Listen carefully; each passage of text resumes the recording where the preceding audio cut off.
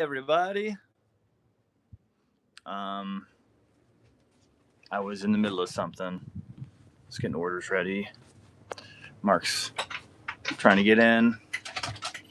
There he is. Ready to go live. So the Gulf tanker came in on Friday, and we got a lot of them out. So that is what we're doing today. Also, AFX came in on Friday. So, like, 2 pre-orders came in on one day. We were slammed. So we're going to be working on that. I gotta turn these lights on. Like, we like to work in the dark every once in a while. But when I have to go live, we have to turn the lights on. Otherwise, you wouldn't be able to see me. What? Why are these lights not turning on? I was going to stick around while he does the live stream. All right, so we got one person watching. There we go. And we'll lock that in. We got one person watching. Let's go to live chat. All right, welcome. Where is my shoot? Did you have a sale over the weekend? No, we had 2 new items and. Because we sold a lot of sets.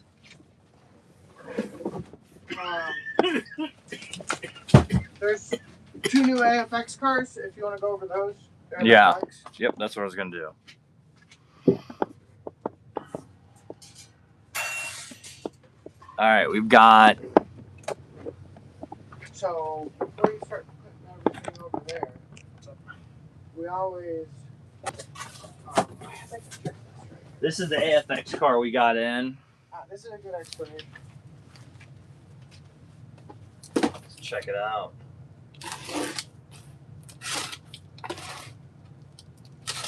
One orders go to like this station, since it's like smaller. Look at that. This is that Mustang or Shelby GT 350 just came in.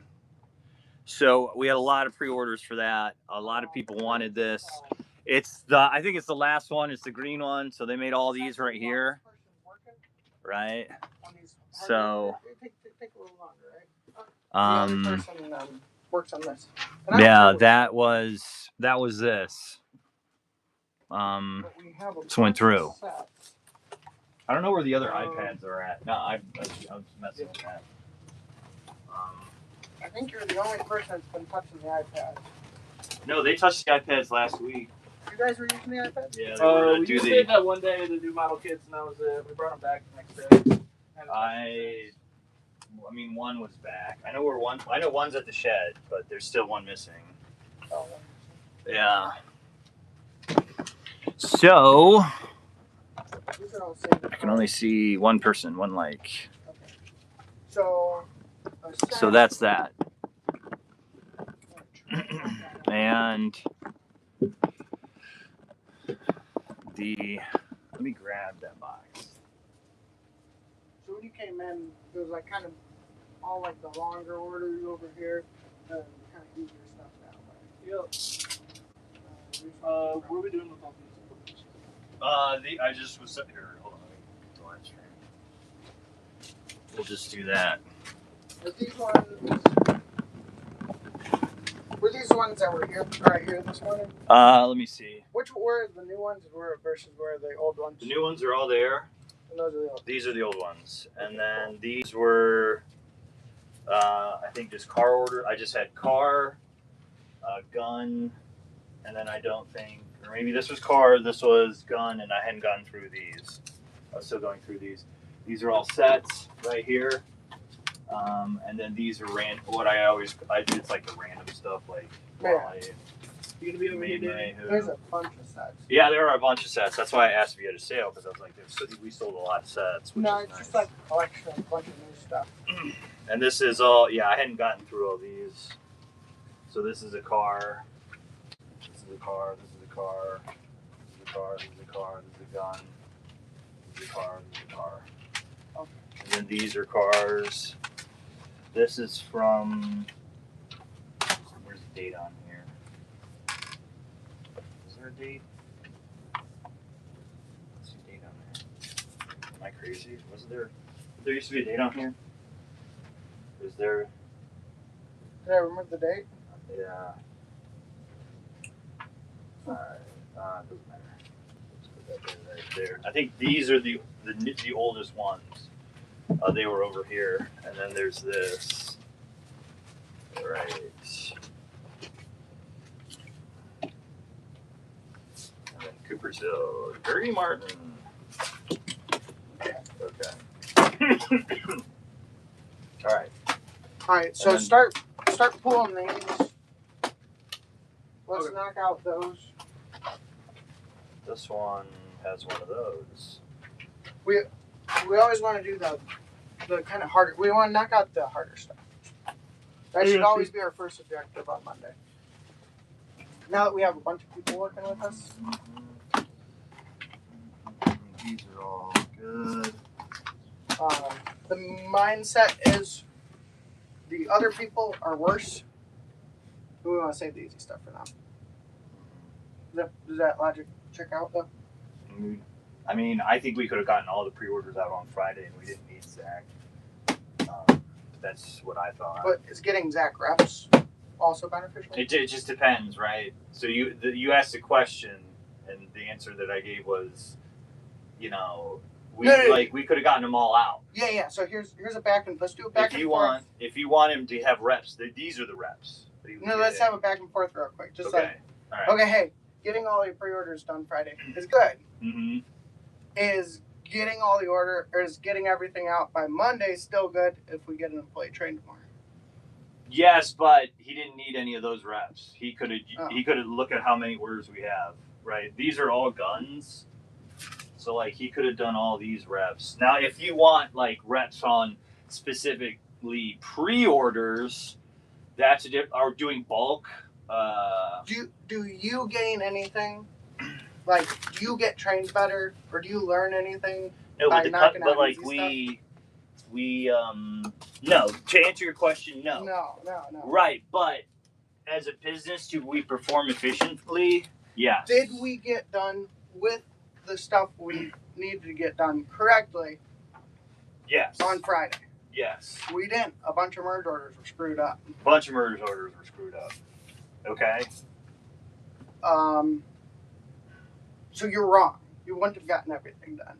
No, I think we would have. It's just that you changed the order that we've always done it in.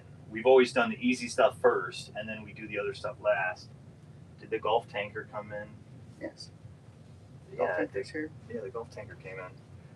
But I mean, so now with more people, I need my more senior guys knocking out the harder stuff. I'm just gonna. Okay. The Bel Air came in.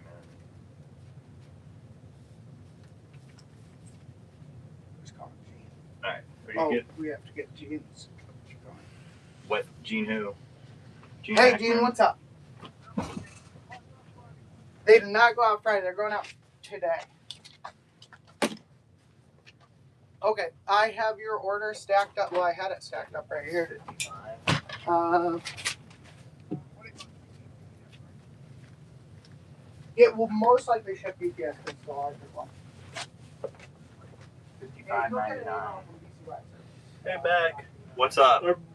Are the sets more likely at the warehouse or are they? Don't worry about the sets now. Don't do any set. Alright. Is that what we're doing first? Yeah, you handed me the pile. They're most likely going to be at the warehouse. So can we do warehouse orders? On the phone here. All right, we'll see you, Jim. What's up? Some of the sets are at the warehouse. You want to? Yeah, so yet again, we just want to knock out hard stuff first. Okay. This easy stuff is easy. We can Right. knock it out real quick. We have a lot of people. Sets, what takes the most time? We just want to knock it out because then I can have Nate or Nate's not here today. Missy. Nate's not really an easy person, but Mac, Mark. I can't even think this morning. You would mean I'll be back. Sarah. Sarah. Zach. Sarah can knock out easy stuff. Zach. Any Joe Schmo can knock out kind of the easier stuff. But stuff like this, like Sarah's gonna struggle with this. Yeah.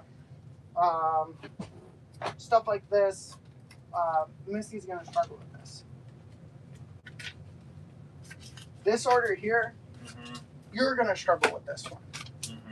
Why? Because this is one of the cowboy gunner. I'm gonna struggle with that one. So we got to wrap that, or we can't wrap it because yeah, it's like this funky, weird. Okay, you keep touching stuff. No, I was sorting through them, right? And then so these are all cars. Okay, these you do the live stream because that's cars. What you're gonna do for the first 2 hours. Yeah, and then this is a warehouse. It's all just single cars. Right. No, but you were asking me what the piles were because I was sorting them out, and so I just want to make sure that's what I was doing.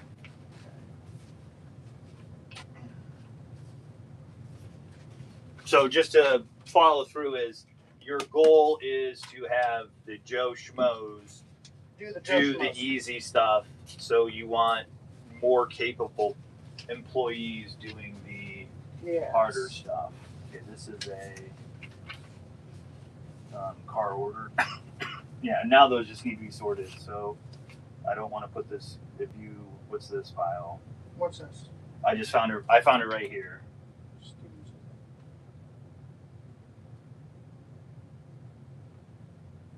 And then this is, I think, a reship. So I can go right there. Reship. Chris Martin and that. That's the, so like, I didn't even know we had Johnny Lightning sets like that. What are you talking about? Like the display cases, we have Johnny Lightning ones. Yeah, and Hot Wheel. And Hot Wheel. I thought we only had Auto World. Okay. Oh, we got 2 people watching now. Dos people watching O. Okay. So Friday I was going to talk about tanks, but Richard came in and we started reading his memoirs. Right? I want to do it like this. So today, I hope you guys aren't dizzy. I'm talking about these tanks. From IMX.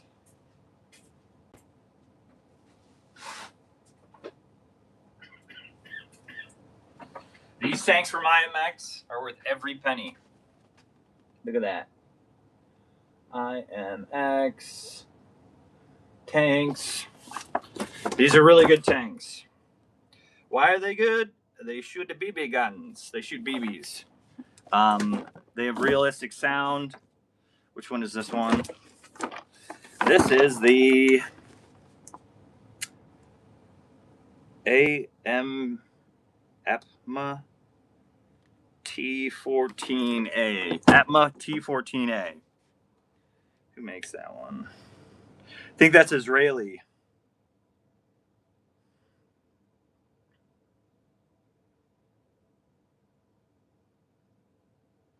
$55.99.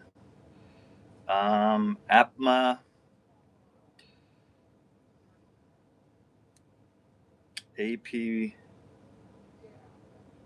APMATA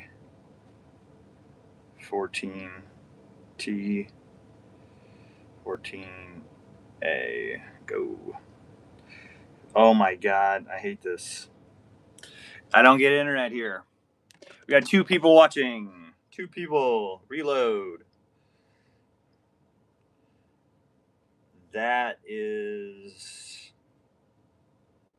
a Russian tank. That is a Russian tank. The T-14 Armata.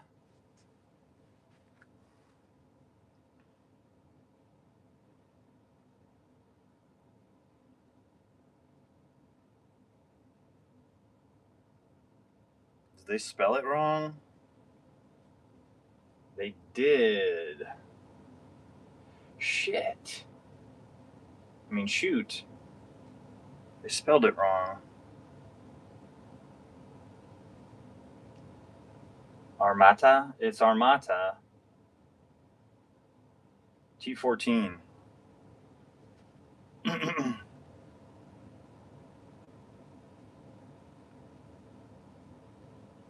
Let me look this up. Because they spelled it APMATA. Is it APMATA or ARMATA? Armata? Armata?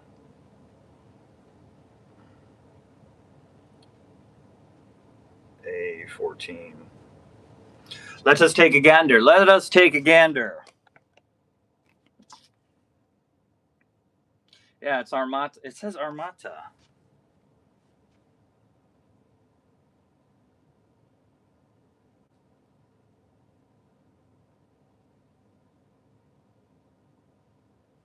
They spelled it wrong.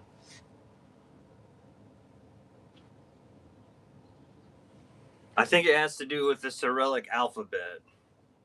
Is because, like, yeah, they did. The Russian letter P, which looks like a Latin P, often causes confusion when someone transliterates a copy name. Some manufacturers accidentally print Apmata instead of Armata. It's because they use the Cyrillic alphabet and not the Latin alphabet.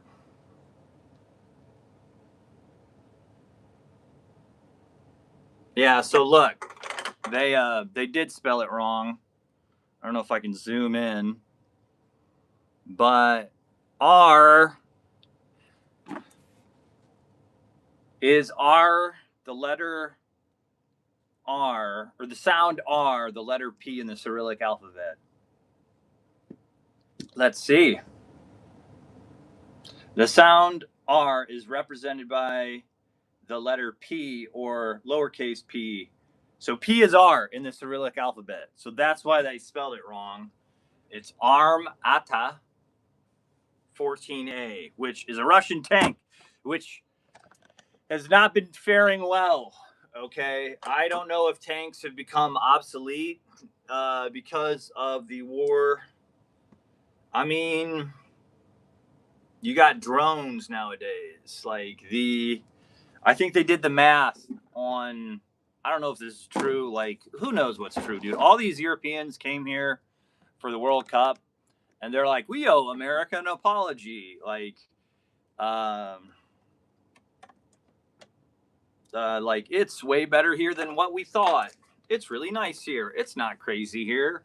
Americans are really cool. So like, I don't know what they're feeding Europeans for like news, but it's not good because when they actually come to America, it's like nice here. So this like fear mongering news needs to stop. Anyways, so I was talking about that, but I was sidetracked because I was thinking of the war in Ukraine and how drones have honestly made tanks obsolete in some degree. I mean, I've been hearing this for years. Because you take a small drone with a bunch of munitions connected to it, and you just blow up $1 million. Like you have a $20 drone with maybe $100 worth of explosives on it, and you take out $1 million tank. It's just not economically feasible to keep making tanks when drones are just blowing them up left and right. And you know what was crazy though is like the Ukrainian Ministry of Defense has a live chat. Has like all these videos of like these dudes' final seconds where this drone's coming in and like about to blow up right in front of them. These guys are like trying to run. It's kind of like horrifying, but like I think, what we're seeing in the Ukrainian war in Ukraine, or the special military operation, is the future of warfare, right? Like these drones are gonna these high-powered drones are just going to go out and enforce. I mean, they're like literally. What is it? It's not. We're not at T-1000. What was it? Terminator T-1000. We're not at Skynet yet, but we're getting close. Like, because these tanks are cool, but pragmatically, are they going, like, because ever since they built tanks, they've built like the counter thing to, it's always, innovation, counter innovation, or innovation, or whatever it is, like weapon, counter weapon, right? So, like, I say tanks could be obsolete, but until they, like, ultimately, like, they could invent a jammer or some sort, or just take out these drones, like, because these guys shooting at them, like, all these videos from the Ukrainian National Defense show these guys in their final moments, which is sad. But, like, the human can't, like, get the drone, right? You almost need, like, a heat-seeking missile to take out the drone, like an Iron Dome, where it's like a weapon. You don't even need to aim. You just need to recognize that is the enemy, and you can do that as a human, and you just point it in its direction, and then the munitions just, like, gets it. Because if you're aiming and the drone is moving too fast, you'll never hit it. So until they make that, tanks, big, heavy equipment is kind of it's an easy target for anything. So the Armata T14, this tank. They have another one, T90. So the T90 is based off of the T34, which was the premier tank in World War II. So this is like 100 years in the making. Tanks have been around for 100 years. So the British, they came up with the tank. They, because it was trench warfare. So trench warfare brought in the need for armored artillery. And so thus came in the tank, right? Because they needed artillery to take out fortified positions. Because in World War I, they had outdated tactics, right? They had outdated tactics in which you would just jump over the trench and start running at the other trench. Well, if they're in a fortified position, it doesn't matter how many men jump out, they're all going to die. And so thus they were like, hey, we can't take out that fortified position with a rifle. We can't take it out with a grenade. If we throw people at it, they're just all going to die. So we need an armored vehicle that has a cannon to take it out. And that's where tanks come in, right? And so tanks, where does the word tank come from, right? Well, that's an interesting question.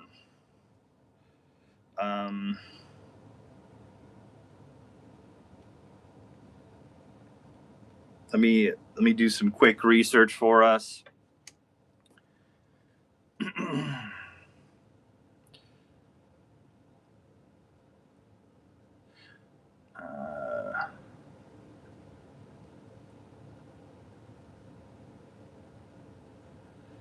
Why is it called tank?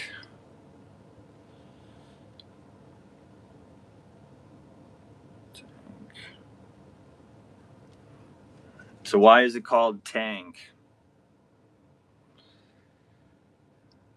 So it is called a tank because the British used that word as a secret code name during World War I, pretending the new armored vehicles were water tanks to hide their true purpose. Smart.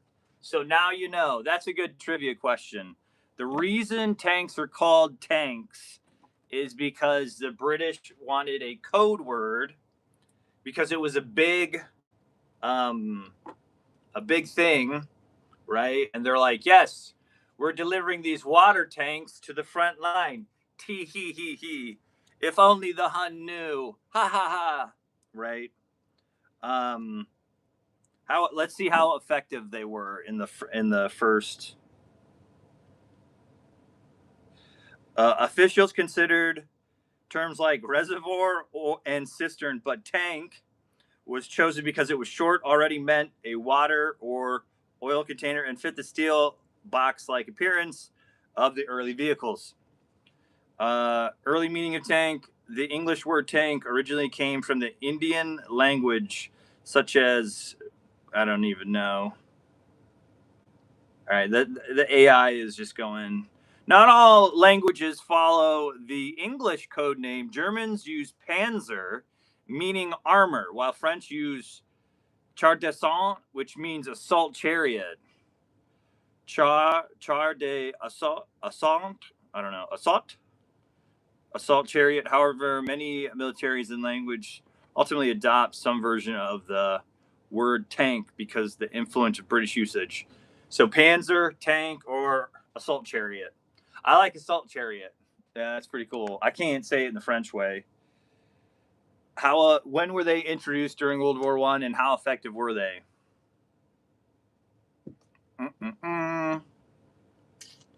So it says British tanks were first introduced September 15th, 1916. So at the very start of the war. During the Battle of Flers, I can't speak French. You're going to have to.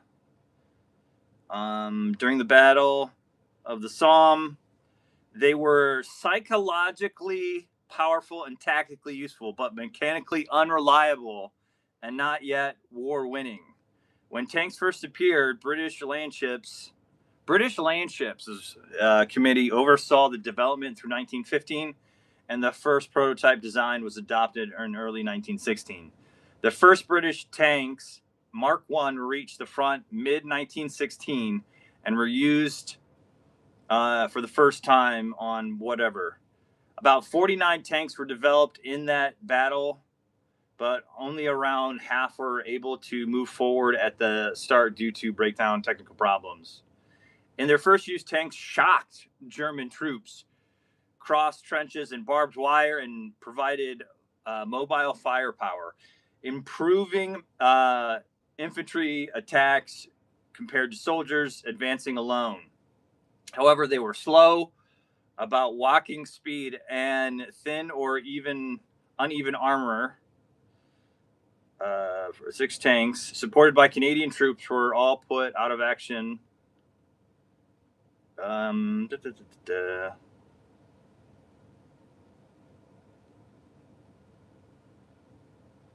Yeah, I mean, by the end of, so they had the Mark I.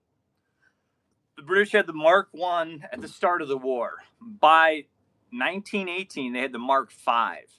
So, like, it became a mad rush to make tanks. And that's kind of what we see in Ukraine today is, like, it's a mad rush to make drones. It's a mad rush to make drones. And, like, tanks are kind of like, oh, what are we going to do, you know? Kind of like it was a mad rush to make aircraft carriers during World War II. That was the, like, destroyers and dreadnoughts were, like, thought to be the key in winning a war. However, it was not the case. It was the it was the aircraft carrier because, you know, they just had a mobile airfield. The plane would go out, it would drop bombs on whatever, right? They could find where a sub was. And U-boats were another one. So, like, tanks and U-boats were both a big deal during World War I. I mean, obviously the machine gun. But what's crazy is, like, how outdated the tactics were. They were still using, like, you know, that, you know, make ready, aim, fire tactics at that time almost. If you think about, like, the front line and trench warfare, those tactics were even outdated during the Civil War.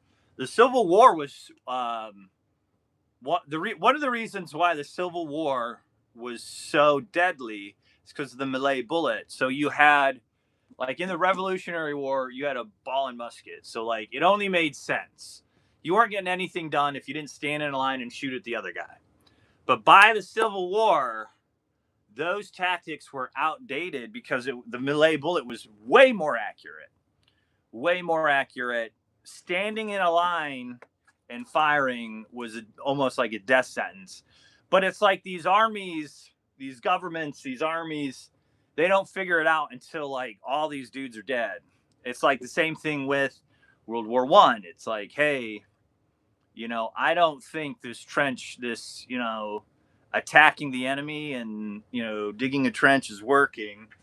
And that's why in World War II, the Germans or the Nazis or the mustache man's people came up with they did a couple things different.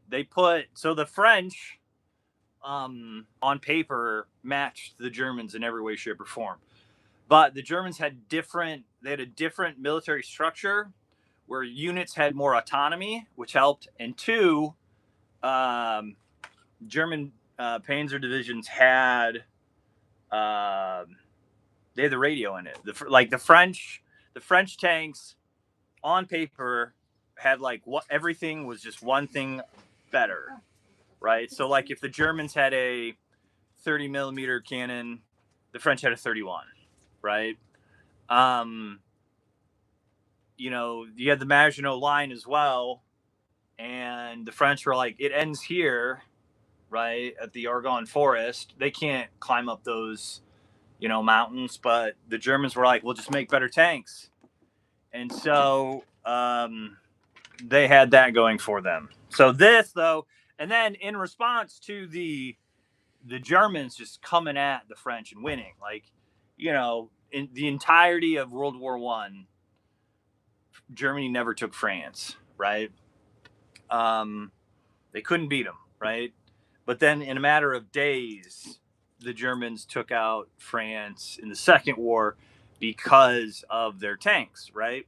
So now it's a mad dash to make tanks again, right? In World War II. And so, the T-34 just took, I hate to say it, some people will disagree with me, but they took the German design and they made it better. They made it better in all the right ways that the French didn't, right? However, it wasn't as reliable as the Sherman, right? And now I'm going to segue into the Sherman here in a second, but I need to get something to drink. So I'm going to talk about the T-34. So I've talked about the Panzer. I've talked about the French tank. I'll get the names for these here in a second.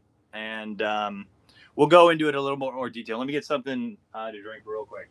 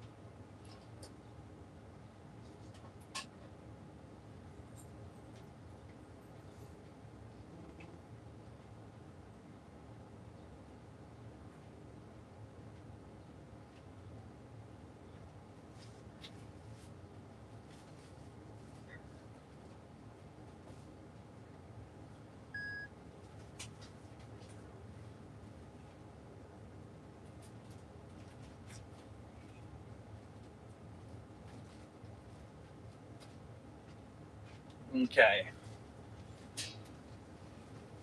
We're back. All right, so we have in World War II, World War II is essentially the aircraft carrier, the tank, the rocket, and the atom bomb. Those are, and the Jeep, and the Coleman stove. Um, those are kind of the main inventions that drove World War II. You know, the Jeep, aircraft carrier, the tank, Coleman stove, the V 2 rocket, Werner von Braun, the Manhattan Project with the atom bomb. There are a number of other inventions, but those are like the five that come to mind. But so you have the French, you have the German, you have the British, you have the Japanese. The Japanese had a tank too, but it was not nearly as developed as as their European counterparts. It wasn't very good. Mainly in the Pacific front, they had it was mainly a naval battle. So like to take an island and then put a bunch of tanks on it would take a lot of resources, and then they're just kind of stuck there, right? So it wouldn't make sense to build a bunch of tanks and have a bunch of tanks stuck on islands in the Pacific theater. So, that's why Japan didn't spend much time on it. They were more concerned about their dreadnoughts and their battleships. And what's kind of funny is like the best, I guess, battleship that any country had was Japanese, but they were already outclassed by aircraft carriers. So when the war came about, Japan had, something the equivalent of the Bismarck. It didn't really see much action because they were always afraid, because it was also symbolic, because it was the biggest battleship in the world. It was also symbolic. And so they were afraid that if they put it out to battle, like at the Battle of Midway or something, it would be destroyed. And then the Americans would have a heyday with their propaganda. So, like, even though it was the most well-equipped battleship, they were always afraid to send it out. So that's what you kind of get when, you have something like that. Is like, it's a symbolic loss too, right? Like, oh, our greatest ship. So, like, eventually when they did put it to battle, what was the biggest? I gotta look this up because I know about it. Quit fucking things.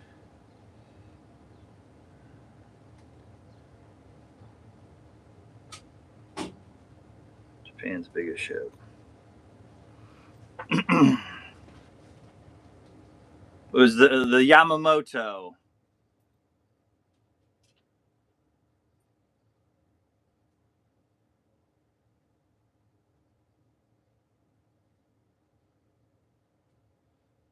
Its action during World War II. Come on, bro. Piece of shit.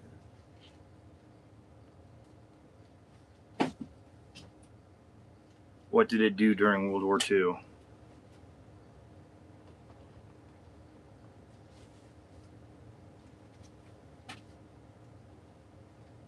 The feat in being seen. So during World War II, the ship was called the Yamamoto.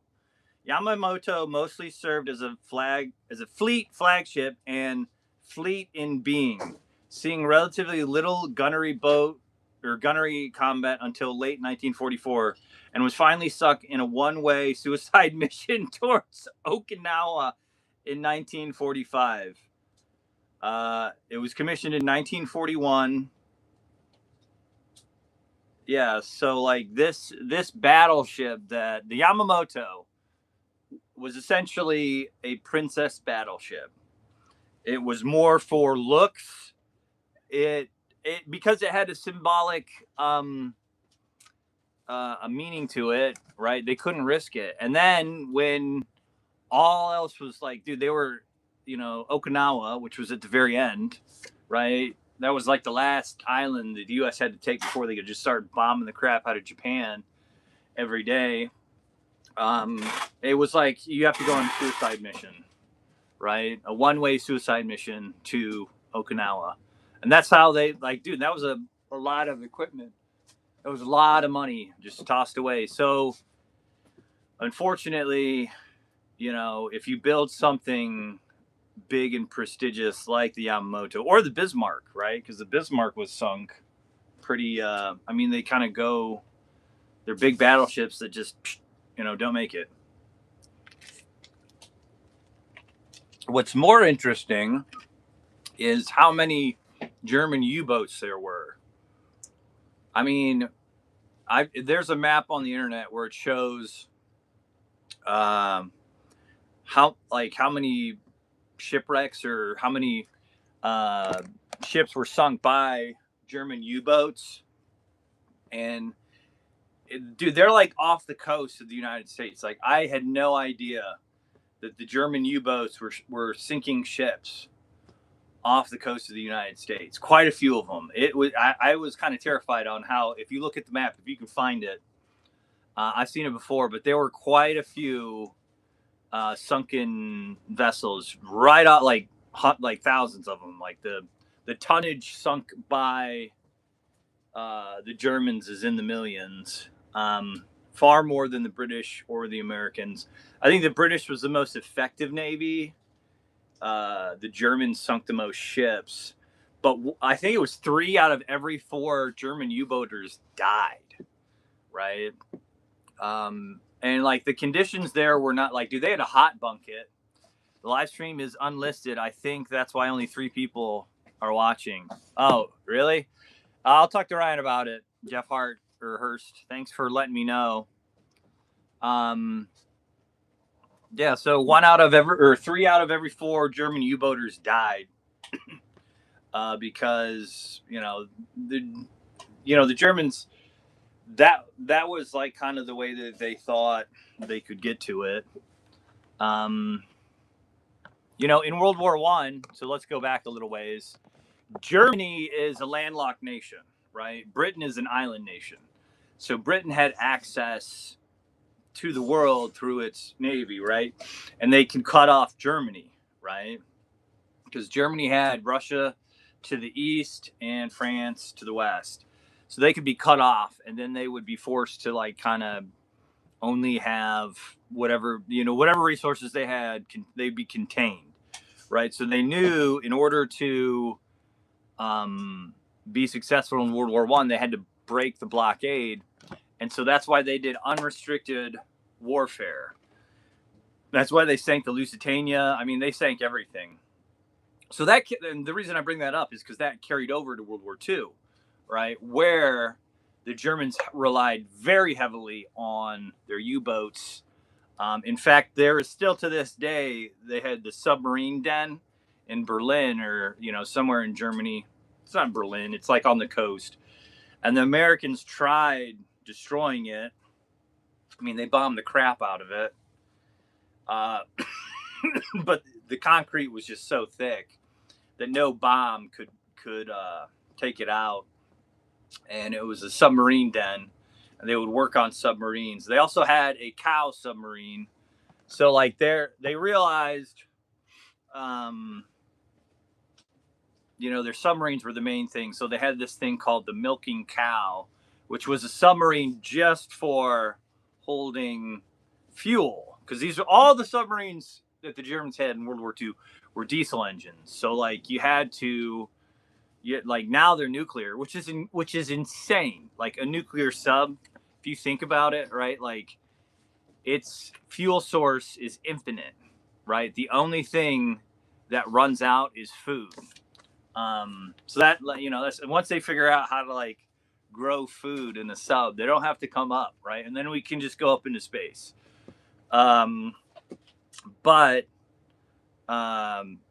Yeah, they're all diesel engines. So like eventually you have to let the exhaust out. So you do have to surface.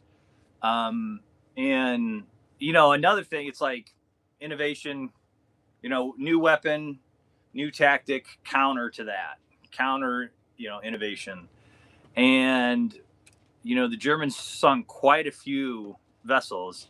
Then the Allies, once they figured out how to find them, I think it was the decoding of the Enigma machine. They just started. I mean, dude, they were like sitting ducks, and they got a bunch of them left and right. That's why only three out of every four German U-boaters died. So that was a little bit about that, the submarines and whatnot. And so the Yamamoto, all that, the Japanese. I started that whole tangent by talking about the Japanese tank and how it wasn't very impressive. That wasn't their focus. Their focus was their Navy, and then their pride was the Yamamoto. And then I talked about how the Germans had their U-boats as well.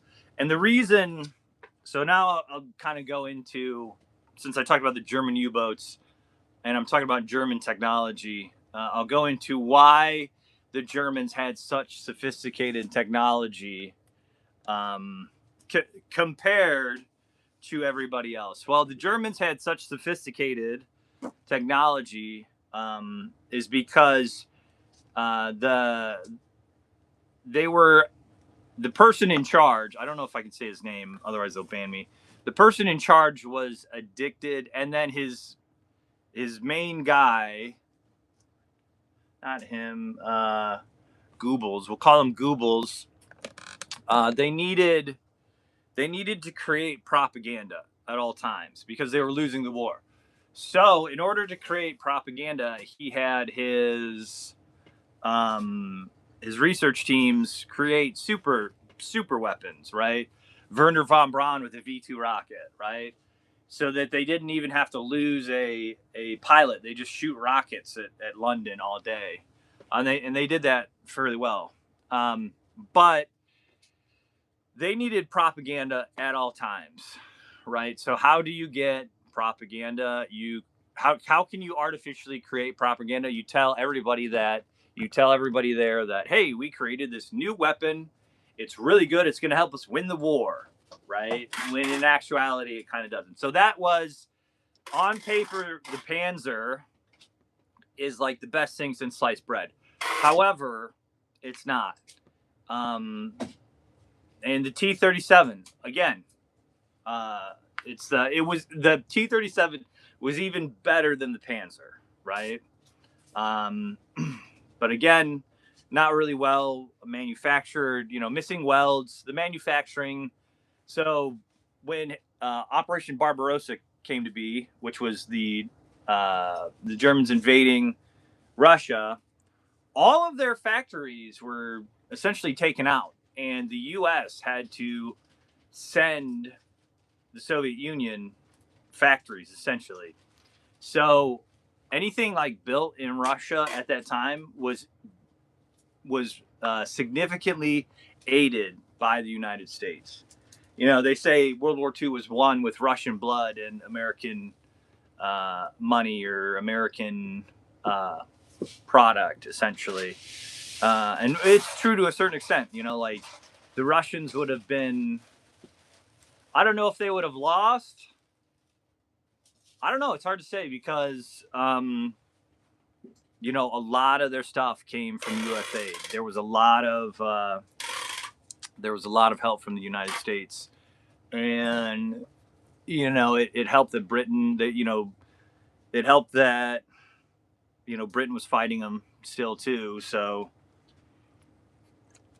there's a lot to be said about everyone's contributions to that. But make no mistake,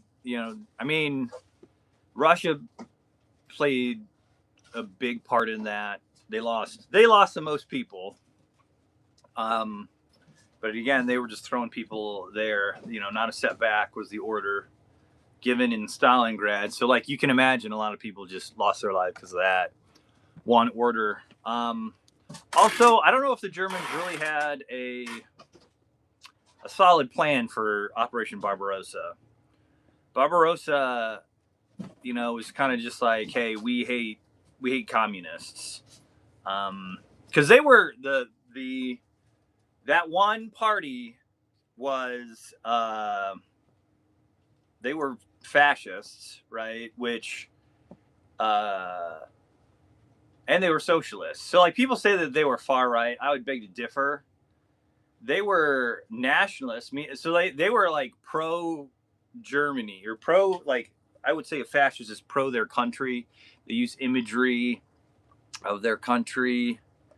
They are like, there's the mythology of a country, which I think the fascists adopt, but like as in, which I don't think is right or left. I don't think that's on a political. That's just what they do, right? That's like, I don't think that they're right wing or left wing, but I think socialists are definitely left wing, right? And so like you had the communists, which are even more left wing than the socialists, and they were killing each other. And like the difference is very minute. Like a communist believes 100%, and that one party in Germany would be at like 70%. So 100% of all property is owned by the state. Communism.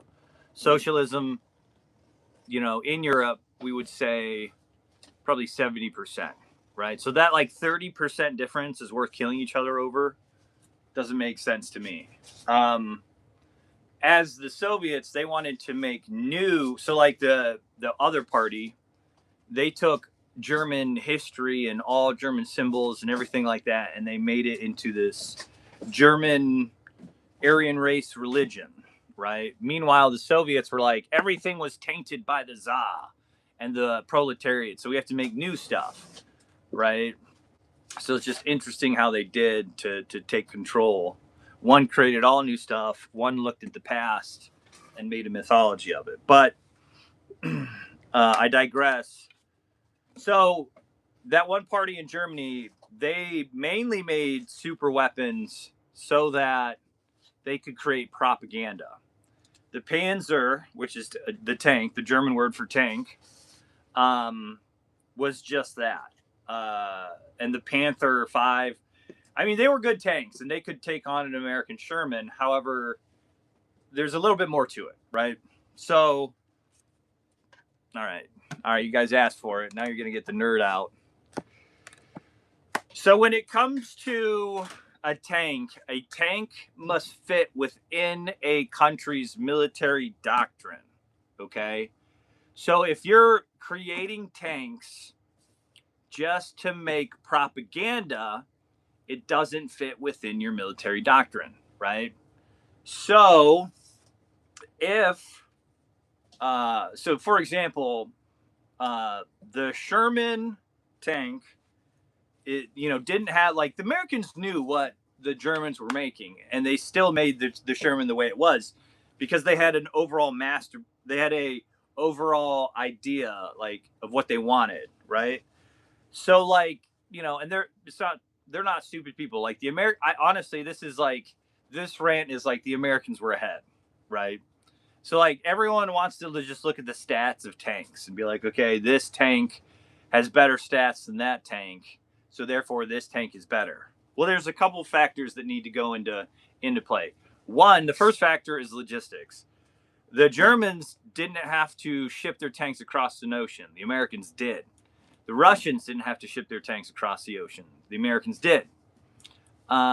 Secondly, in American war doctrine, it's a swarming tech. You're not just going to go up against one Sherman. You're going to be swarmed, right? And there's always, people always say this, but it's not true at all. So they're like, yes, one American tank went up against, or one Panzer went up against 10 American Shermans, and the Sherman would have won, but there were 11 Shermans, right? There was like always one more. That says more about the swarming. So the military doctrine was to swarm, right? So it's like, as soon as there is contact with the enemy, America's just going to send everything at you, right?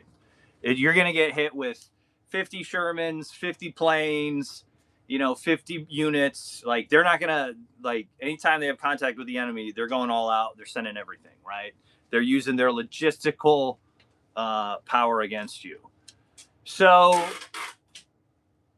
And then like the Sherman, if it got hit by a Panzer tank, it would blow up, right? But the thing is, in order to win a tank battle, you don't have to destroy the other tank, right? 9 times out of 10, tanks are shooting at dirt, right? They are attacking a fortified position of infantry, right? They're not shooting at other tanks, right? And already by the time the Sherman was made, people were making devices to destroy tanks that were much cheaper and whatnot. Like a tank has a lot of psychological warfare to it as well. But like, in Saving Private Ryan, for example, they, in that movie, I don't know if this is true, but I know a lot of people have seen this movie, so I'll make this reference. They took out that tank by putting explosives in their sock and then tarring their sock and then destroying the track so it couldn't move, right? That tank has been disabled and cannot be used for further combat. Only in, they could turn the turret and shoot it, but that's it. So it's pretty much useless, right? So with the Sherman tank, right, a direct hit from a Panzer tank would blow it up, right? Because it didn't have as good of armor as the Panzer. However, you don't need to destroy a tank to win the tank battle. You just need to get the crew to abandon the vehicle, right? So what did the Americans find out very quickly?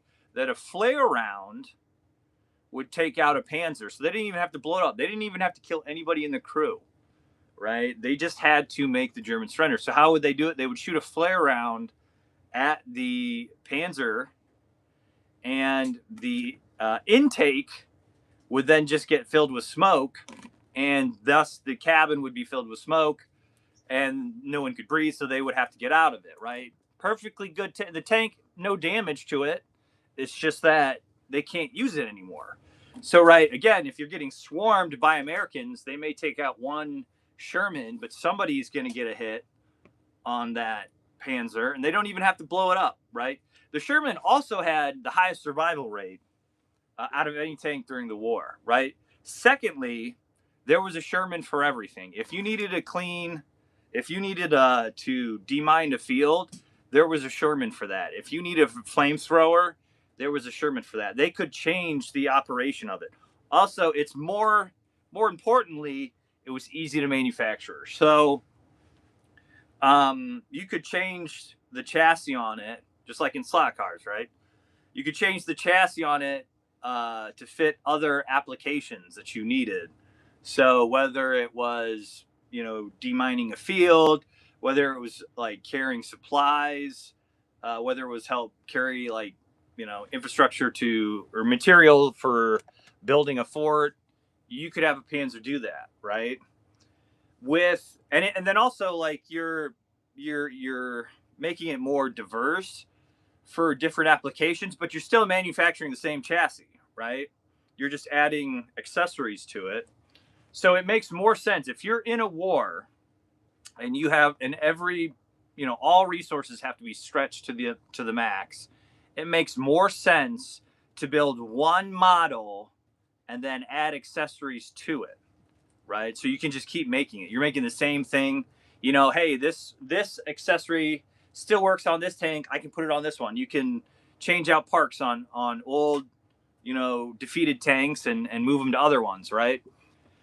So that being said, and again, that fits with American war doctrine, which was swarm, which was just go after you're never fighting one, you're fighting 50, right? So that works with American war doctrine, right? It fits it perfectly, right? So that's like big picture stuff, right?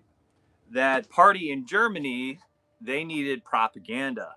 So what did they do? They created these weapons that were super cool, but like not practical because for one, they were like the Panzers were almost custom made. They were almost custom made. You had to find a special guy, very German, right? They were custom made and they were not very reliable.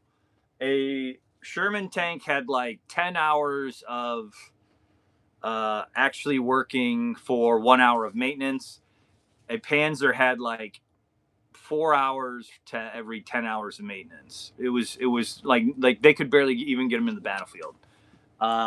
So that being said, but they make for great optics.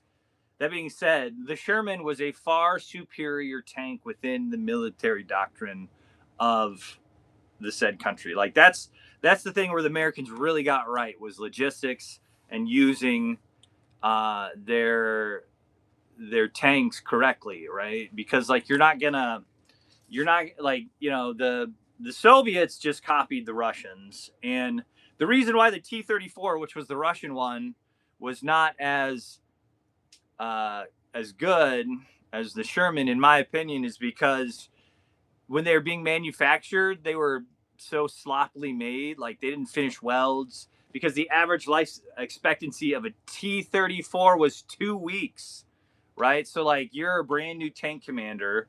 Here's your T-34, which was a great tank if it was properly made. But also, no, it was essentially a better Panzer. Like they just made everything. They improved on stuff. They essentially took what the Americans did and the Germans did and made their own tank, right?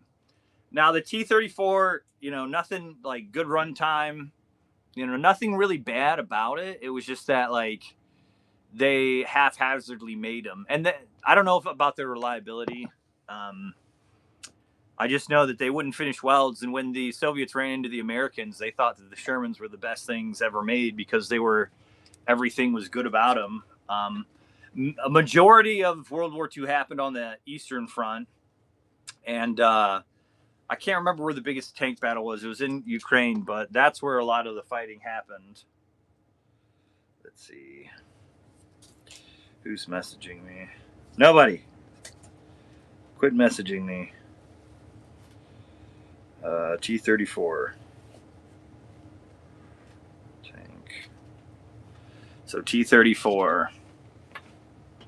Looking up information on the T-34.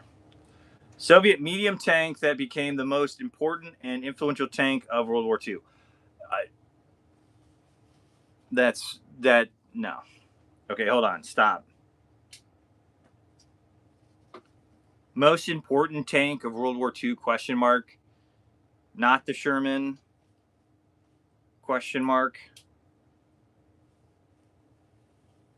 All right, so like I'm getting older, but I have to realize not to argue with AI,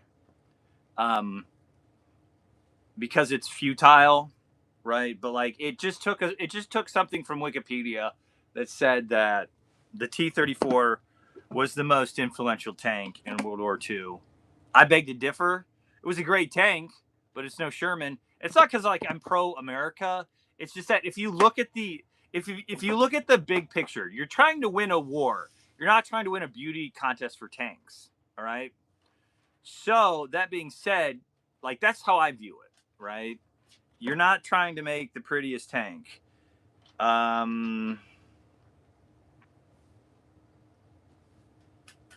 It didn't. A hugely important World War II tank, besides the Sherman, was the Soviet T-34, often described as the world's effective and influential overall design, which is true. T-35 slope. So this is kind of like what the Russians did, right? Because we gave them all this manufacturing, they created the T-34, which was the best of both worlds. It took the best parts of the Panzer, and then kind of the concepts of the Americans. The T-34 combined sloped armor, a decent gun, good mobility, and relatively simple construction, giving the Red Army a tank was both tough and mass productible. That's a weird word. So that's where the Germans failed. So like the Germans failed in the sense that they kept making super tanks to make propaganda, to be like, hey, our tank is better than that. Our tank is really good. So they made all these tanks, and, they had a lot wrong with them, but, they were still good. It's not like they were like falling apart, right? They were good tanks. They were stacked. with the stats, the gun, the mobility, the armor, all that. It was just that the reliability over time wasn't as good. I mean, it was obviously good enough for them to get France to surrender within a couple of days and then make the events at Dunkirk happen. However, when they went up against another tank, that's where you started to see the cracks in the fold, right? Where the T-34 outperformed the Panzer. Really, I mean, what you kind of see with the T-34 is the best of both worlds. But as for best, so the T-34 would kind of be the future of tanks.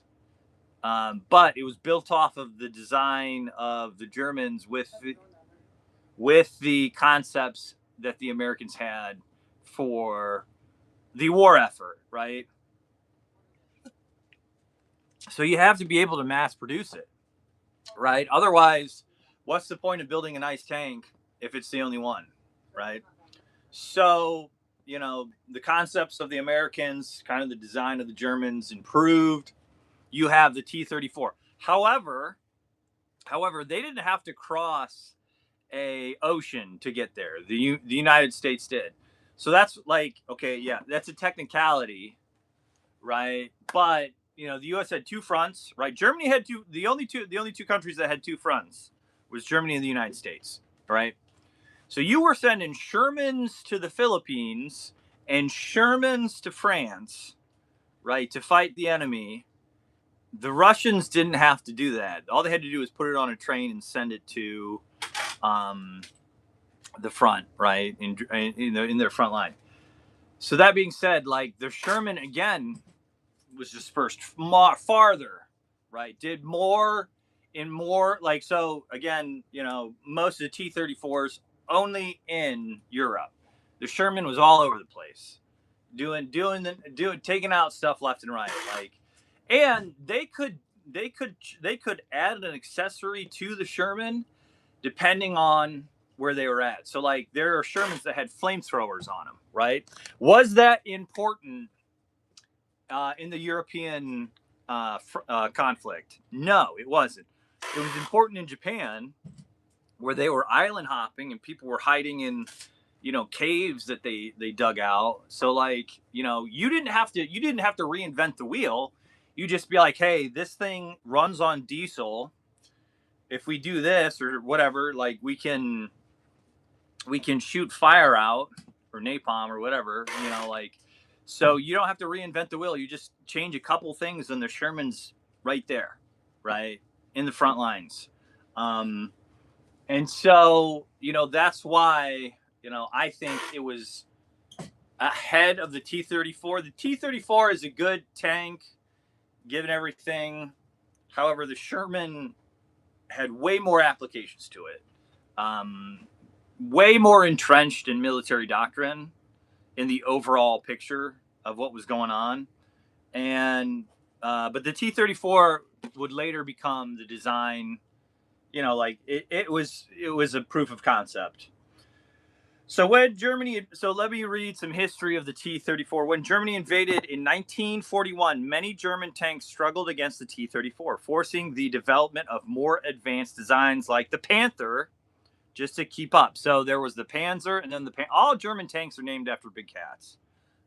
It became the backbone of the Soviet armored forces from the defense of Moscow and Stalingrad through Kursk and the drive to Berlin, playing the central role of the Eastern Front.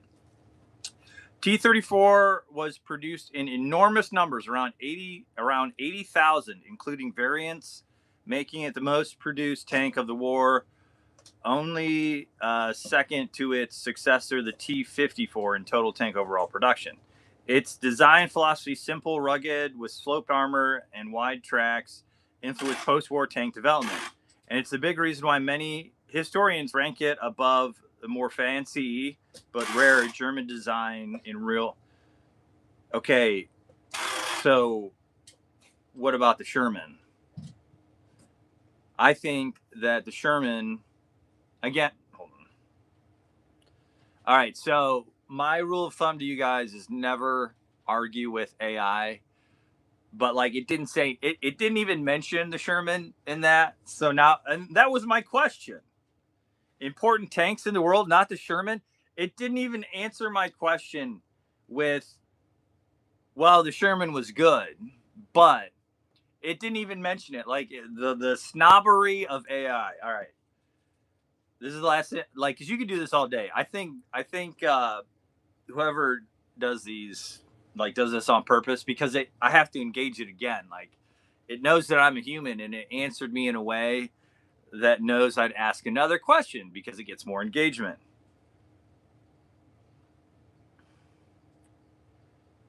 All right, so you didn't even mention the Sherman in that last statement, but the Sherman had way more applications than the T-34, and the Sherman had to cross oceans to get to the front.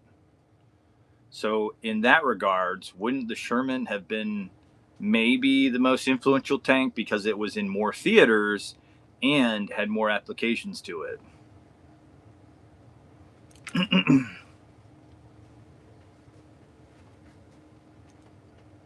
See what it says. You're absolutely right. The Sherman was more globally deployed and used in more roles than the T-34, and that gives it a very strong claim to be most influential. So 80,000 T-34s were made, and it says 50,000 M4 Shermans were built.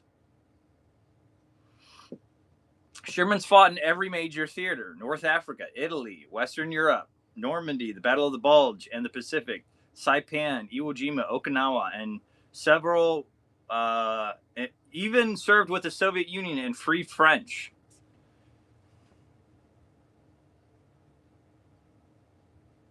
Okay, this is where this is important. This is where it talks about the chassis. All right, this is what I wanted to talk about.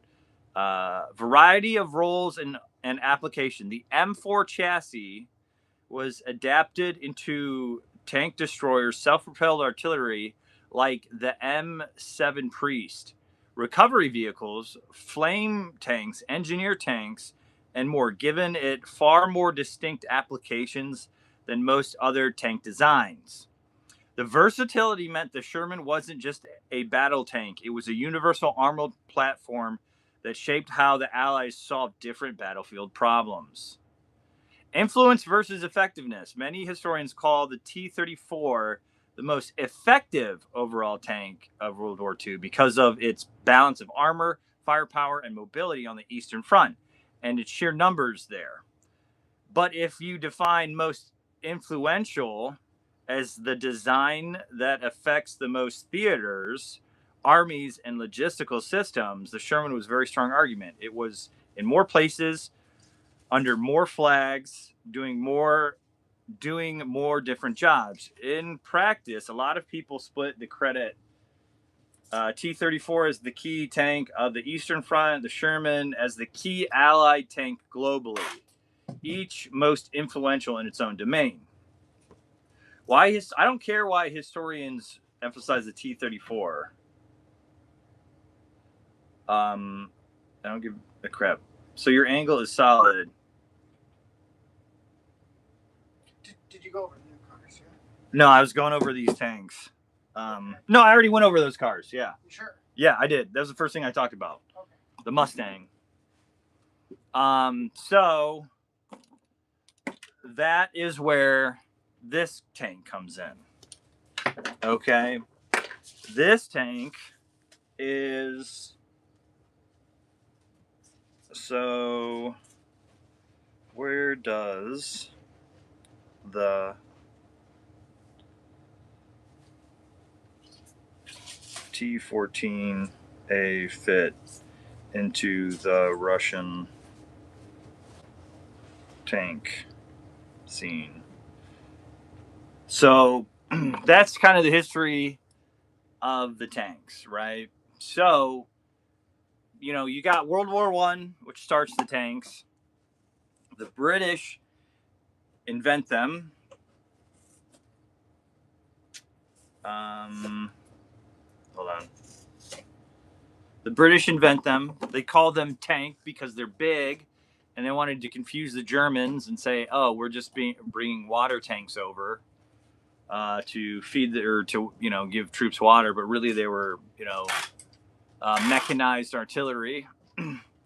And then World War I, it was a scramble to make tanks, but like they weren't very good. They were just like, hey, we got to make these. This is the design we have.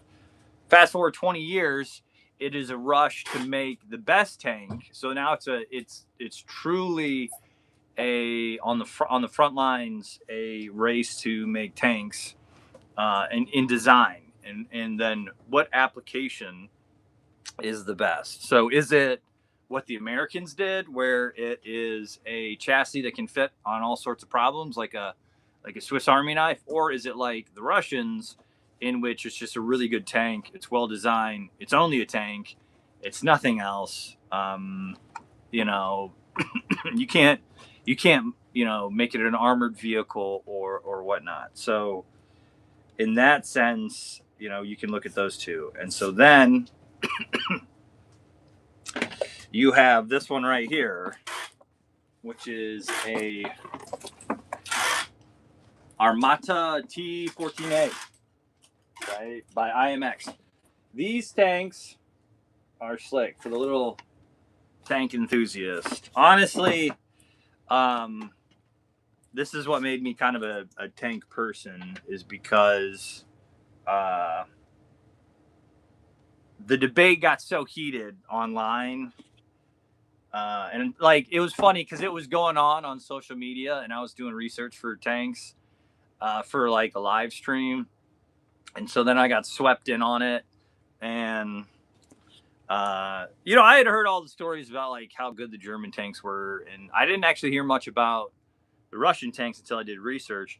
But then I understood why the Shermans were made. Like all these people were talking as if the Americans were bumbling idiots and like they just made a stupid tank. And then the movie Fury doesn't make any sense to me. It's like a disabled Sherman tank. Like the Germans would have known exactly what to do. They would have just been like, oh, a disabled German tank or a disabled American tank.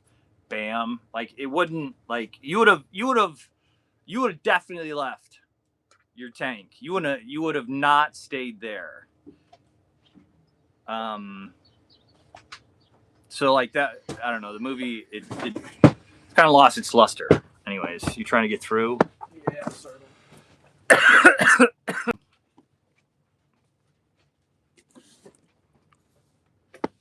So I'm in Mark's way. So we've got a bunch of tanks. Let me get through here. And this is going to be our remote control. I'm not going to talk about slot cars at all this week. I'm only going to talk about RCs. That's what we're doing this week, is RCs only. And today and tomorrow is going to be RC tanks, right? Tanks, and more tanks. If your kid doesn't have a tank, you got to question your parenting. Okay? So, I mean, this would have been the coolest thing when I was a kid. They're not that expensive, too. These Tank Force, the turret or the thing moves. The barrel moves up and down. It makes tank noises. Okay, I'll grab that. And it shoots pellets. It doesn't shoot like hard, not like a BB gun, but it just like shoots enough that you could shoot your cat, and it would just be like, meow, I don't like you. It wouldn't hurt. It would freak it out. You could shoot the dog. You could shoot the dog with his tank, and it wouldn't hurt him. Should you? No. But could you? Yes. Who just came in? You can shoot. You could shoot your brother, your sister with this tank, and as long as you didn't shoot him in the eye, you'd be all right. But for the tank lover in your life, these tanks are definitely worth it. They have historical tanks, so that's why I did the history of tanks, and they have modern tanks. So, ever since World War II, the doctrine has been outdo the other guy, right? And now you have a scenario where, you know, it's Ukraine, and what are we doing with tanks, right? Where are we at? So you have these tanks right here. A great history. The Israelis have good tanks. Really, the masters, the master class of tanks are the Russians, the Germans, the British, I would say, the Americans, and currently up and coming is the Chinese, and I would say the Japanese. Maybe India. India has some decent tanks because they hate Pakistan. They hate Pakistan. They hate Pakistan so much. I don't know why. I do know why, but I'm not trying to get into it on this live stream, right? Because all the Pakistanis and then all the Indians, and they'll come at me who has a better tank. But World of Tanks. So tanks are the spearhead of modern infantry. They're going in first, right? They're not sending in flesh. They're sending in tanks, right? Now we run into this problem where it's like, hey, how do we do it? Like it would be fun. Like with these, you could do a tank battle. You could legit do a tank battle with these. It'd be quite easy to tell who got hit, who didn't. But tank battles, you could definitely do it with these. IMX Tank Force. Mark likes them. Do you like tanks, Mark? Yeah, tanks are pretty What's cool. your favorite tank? The Tiger. That is a good tank, actually. How did you know? Did you pull that out of your ass?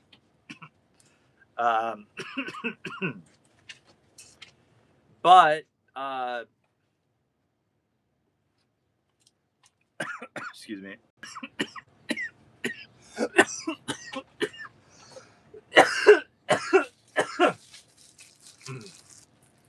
It is not donut time. There will be no donut time.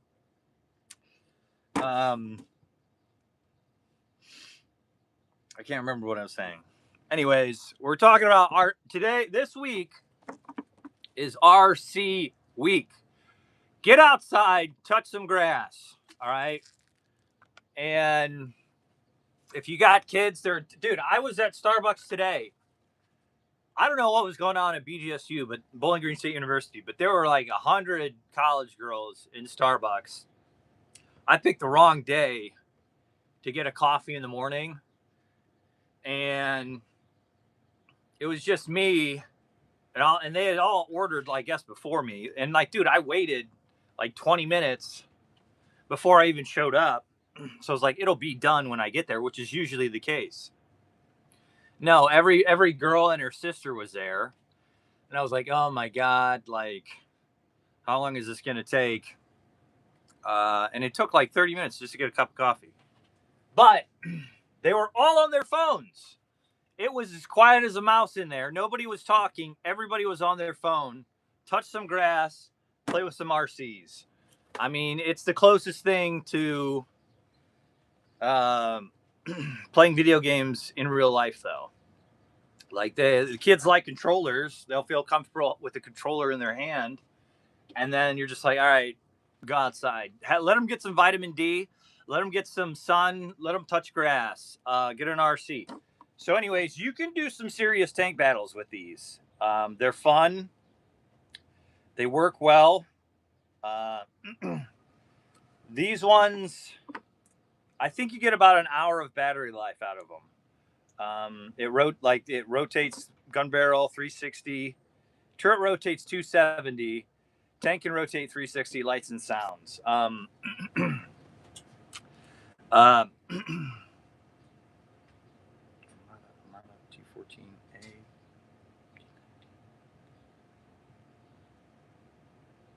One second. Let me. I gotta get something real quick.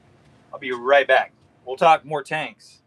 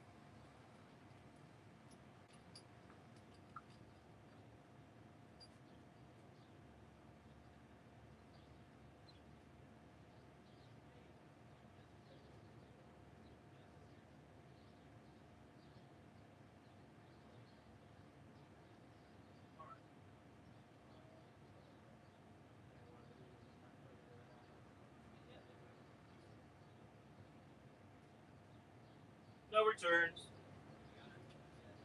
I don't know. I put them in the container down here. Oh, cool. Thanks. There's 4 of them. Here, do you want a pot? No, I'm all right. I got water. You got water. Here, let me get you this then. Healthier than I am. Let me get you one. Healthier than I am.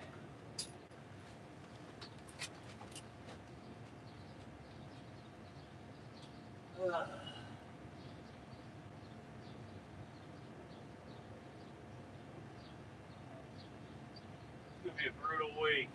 Yeah, here. This has sodium in it, which is like real. It's like, did you ever see Idiocracy? He's like, Rondo, it's got what you need. But yeah, dude, that'll help because you'll probably sweat your balls. It doesn't have AC in there. It just has the window, right? That's right. Yeah, that sucks. Yeah, no. But like your country road. Oh, dude. Who kept this door open, bro? You're not AC. Did you open the door? Did you open? Yeah, you gotta remember to close the door. See you at 5, Lemon. Actually, I don't have a pickup. I don't know if you got it. All right, man. Later. Yeah, you gotta make sure you're closing it. It is. Right here. Oh, dude, they probably heard all that. Is the live stream still going? All right, I'm back. UPS showed up. I had to talk to my guy. One person's watching. All right, so it's 34. We still got time. We're still doing this. A fly just came in. Mark, you gotta keep that door closed. Dude, I'm on the live stream. Fly.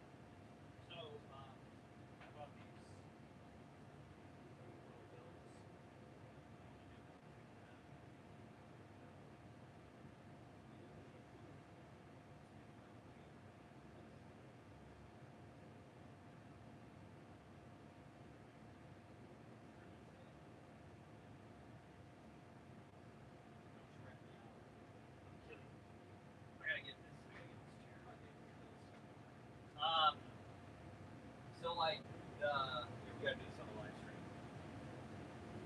All right, because I need to sit down. Hold on, I needed to get a chair. All right, so I've had this cough for like 2 weeks, and they have these Dayquil pills, right? So there's Dayquil, and then there's these, which is the off-brand. It's the same thing, right? The only difference is how you open the package on these. And they make it so cumbersome that I'm like, you know what? I think it's worth the extra $1 so I don't have to deal with this. Right? Bro's just taking shots of Dayquil. Dude, like, this cough doesn't go away. I don't know what it is. I gotta go to urgent care. He'd be like, give me some antibiotics. But Mark left the door open, so now we got a fly in here. And it must die. So Mark left the door open. There's a fly in here. So now it must die. And I got to sit down. My dogs are tired. Bryan does this every day, bro. Bryan does this every day. And his kids wonder why he's crazy. His kids wonder why he's crazy, bro. Like,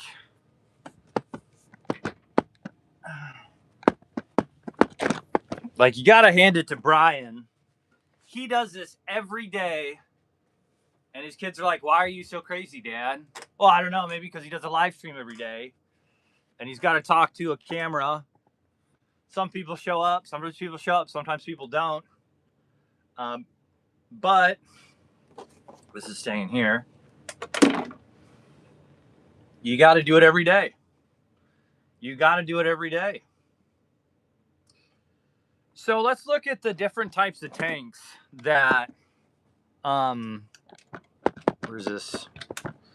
That IMX, this Tank Force has. Okay. So let's take a. Thank you to the one person. Thank you to the one person still watching. Okay. Let's go down a little bit. That's all the way down? Shoot. All right, let's get right about there. Okay, so Tank Force has the German Tiger, okay, which is Mark's favorite tank. Mark has a fascination with him. Oh, God. So let me type that in the chat. How do I do chat? Let me type live chat. I can't type that in the chat. I don't know. The German Tiger, IMX 18900.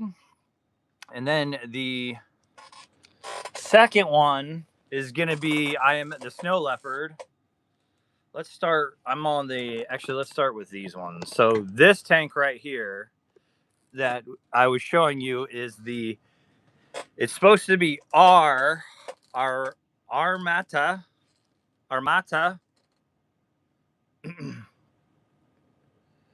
I've got the Armata T14, the Armata T14A, and the Russian T90A.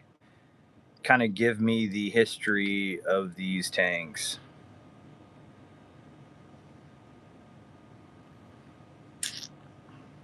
So we're looking at the T90, and oh my God, people. I'd like to, yeah, I'll get to you. I will get that after live stream. All right. So this one right here. No, hold on. I'm on this one right here. I'm on the T90A. T90A. The T90A modernized workhorse. The T90 traces back to the late Cold War Soviet working on improvements on the T72 with Object 188 accepted for service in the early 90s, Russia's new main battle tank. It combines the T72 classic hull and auto-loading 125 millimeter gun with better fire control systems, improving armor. Hey, what's going on, buddy? Howdy, howdy. Just doing a live stream. So this is, oh shoot, I gotta make sure I mark this correct. This is the main workhorse of the Russian military. Probably a lot of those have been blown up recently, unfortunately.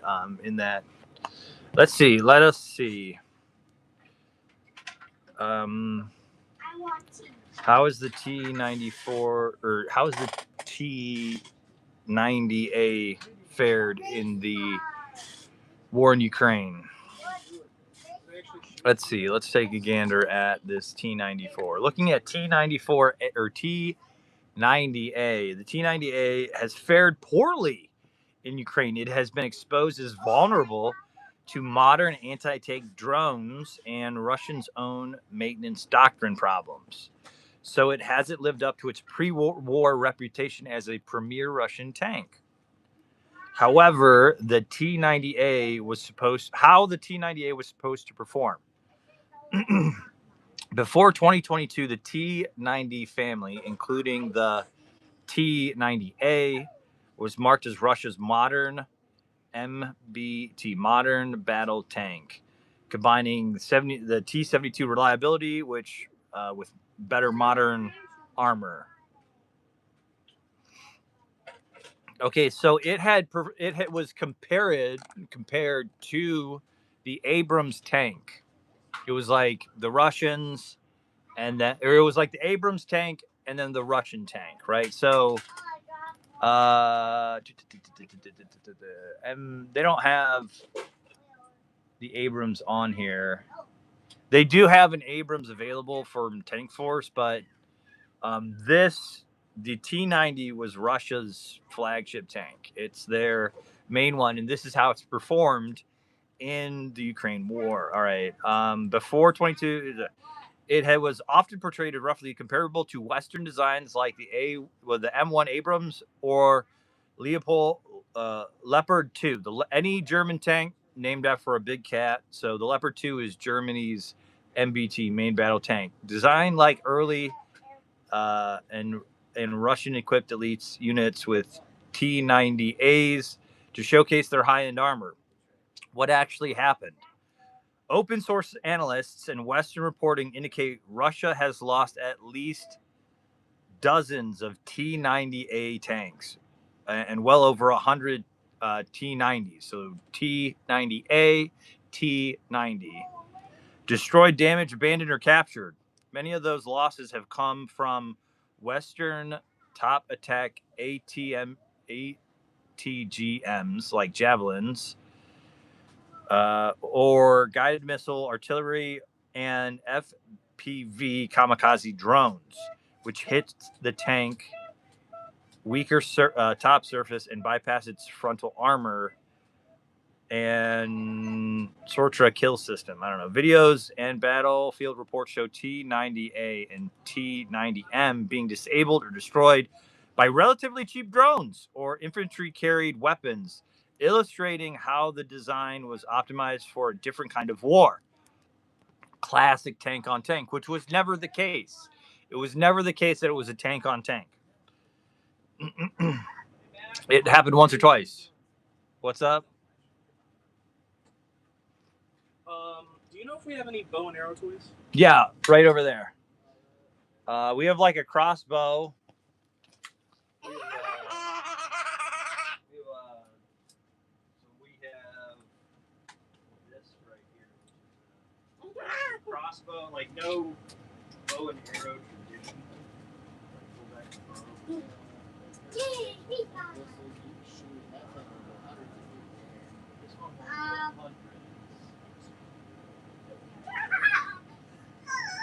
This is a slingshot. I want it. I want it. I want it. I want it. I don't know if it'll go 100 feet. Zing is a. Look what I got. This is the baseball. Yeah, it shows the picture. It shows the picture. Nice. I don't know. Let me see how much those are. I'll give you a gift. I want this. See, can we find this? That one and that one. Oh, mini 2 car. How about this car? How about this car? I got this one. Right. It's a mini 2 car. It is, buddy. Rock kids today.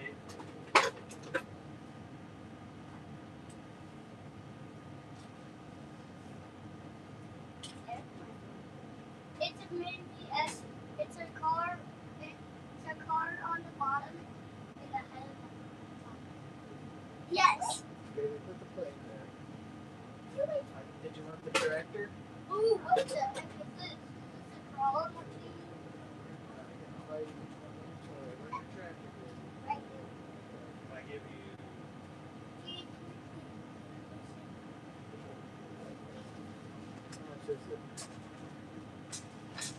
It had a 3 on it. I got down to 18, 69, 30%.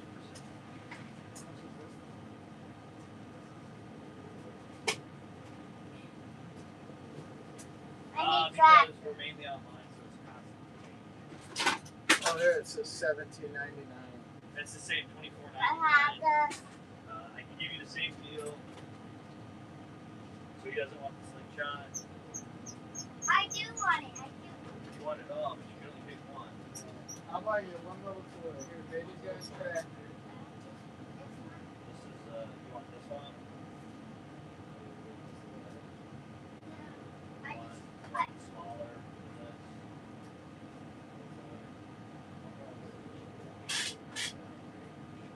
I do. They'll do it just to prove you wrong, I guess. They can share that.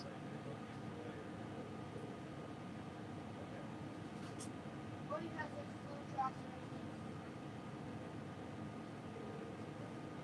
Probably going to the park.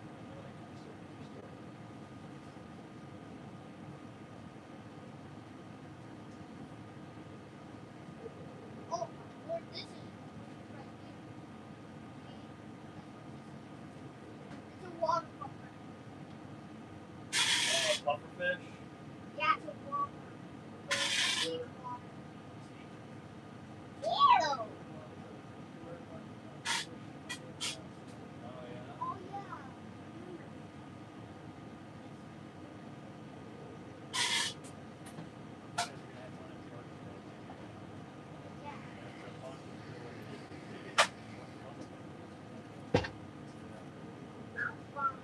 I'll give you that. And if you guys are good, alright, he helps them. Good for him. So let's hear it. See ya. Yep. Hey, G, I can actually hang this on my.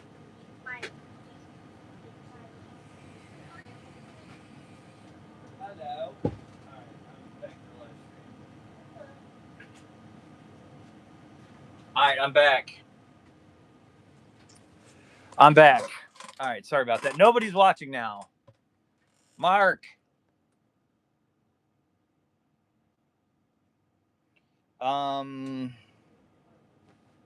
So this is where, like, this is what, go to YouTube and start watching. Why? So I get one person. You don't have anyone? Not yet. Go start watching. I tell you, these kids nowadays. Okay. All right. Specific vulnerabilities revealed. Analysis noted that the T-90A armor and active protection were not designed with modern top attack missiles and loitering munitions in mind.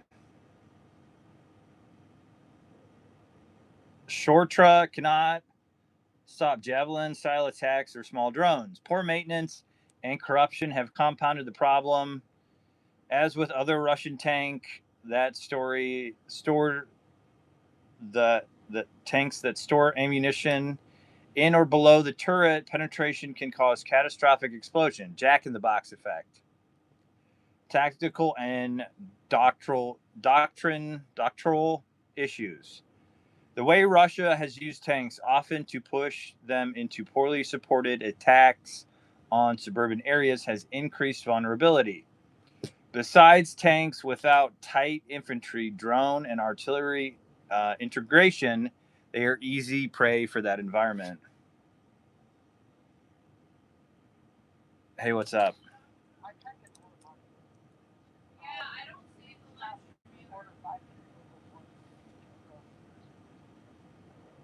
Okay. Okay, hold on. What's that? You don't, it's not listed.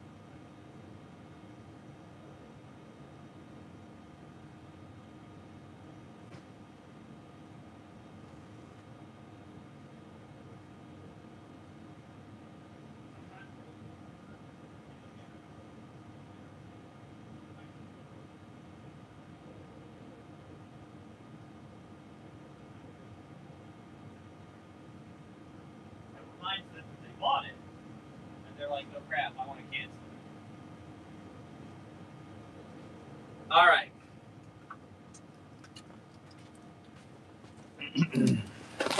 So I'm back. We're talking about the T90's performance in. What are you doing? Don't touch me there. What? I am live. Because you're not popping up on anything. I'll talk to Ryan about it. That's what Jeff Hurst said. Nobody's watching you. That's why nobody's watching me. Jeff Hurst said it was unlisted. There are that's why there's 3 people watching. Tactical doctrine issues. The way Russian used tanks, analysts, easy prey. Analysts argue that the T-90A offered little real advantage over upgraded T-72B3s in this kind of war. So Russia's investment in T-90A hasn't paid off in clear battlefield superiority. Some reports describing the T-90A as a dead end. Geez, man. Design in Russian service. So it's a dead end design. They're saying the design is even bad. Modern enough to be a dead end design in Russian service. Modern enough to be expensive, but not modern enough to handle the latest threat without heavy losses. Russia has increasingly favored newer T-90M upgrades at the same time, dragging older T-54 tanks out of storage to replace losses, underlining how hard the war has hit the overall the tank fleet. In short, on paper, the T-90A was Russia's showcase main battle tank, but so how has the U.S. or NATO prepared for drones with tanks? So right now, tanks are obsolete because of drones, right? But once they figure out one thing, so this is how tanks are currently working their layering approach, hardening tanks against top attack drones, changing tactics, and adding dedicated anti-drone weapons and sensors around tank units.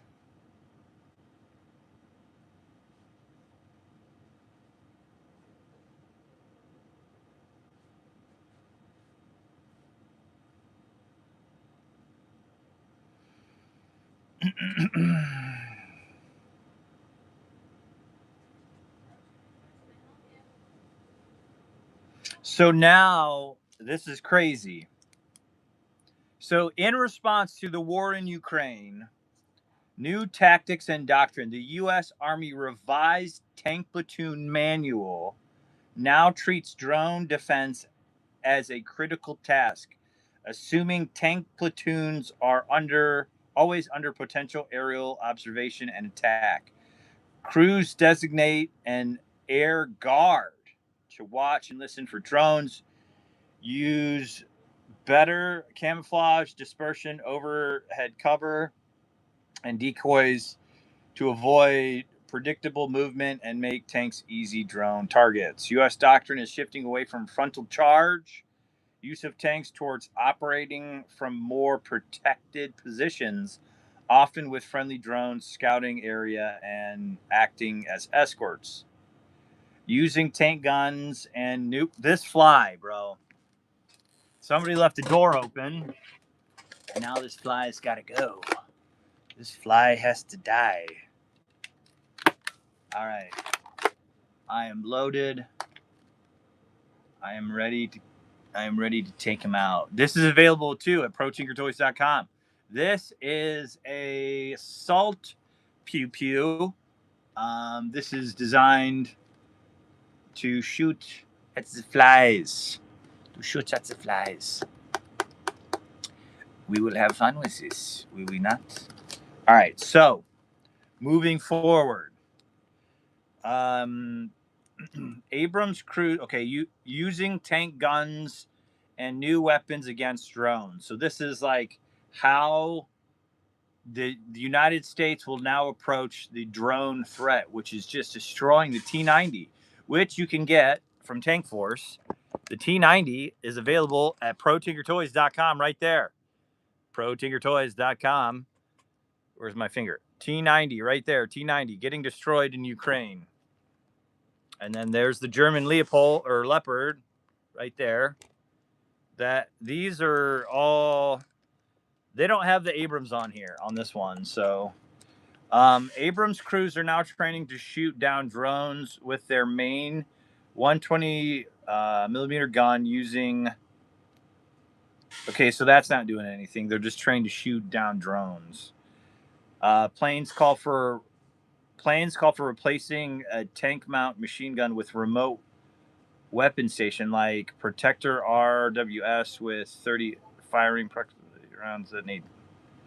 So, okay, this does make sense. A tank-mounted machine gun with remote weapon stationary where it shoots and it blows up near the drone. NATO forces are testing short-range air defense systems around armored units, including laser defense on strikers to handle drone swarms before they reach the columns.